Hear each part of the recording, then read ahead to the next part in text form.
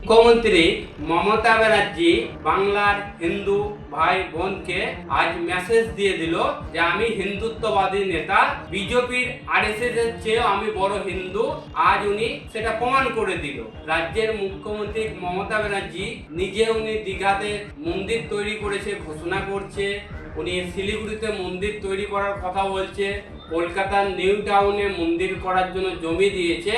আর ওনার দলেরই বিধায়ক হুমায়ুন কবির সাহেব সংখ্যালঘু মুসলমানের কাছে চাঁদা নিয়ে বেলডাঙ্গায় মসজিদ করার কথা বলেছিল বলে আজ তাকে ঘাড় ধাক্কা দিয়ে দল থেকে বাইর করে দিল। বাংলার সংখ্যালঘু মুসলমানকে আবার মমতা ব্যানার্জি প্রমাণ করে দিল যে তোমরা খালি ভোটার হয়ে থাকবে, কখনো লিডার হয়ে চেষ্টা করবে না।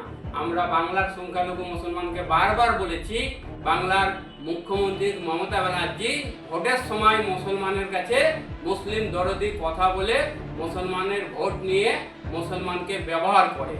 আজ আবার প্রমাণ হয়ে গেল।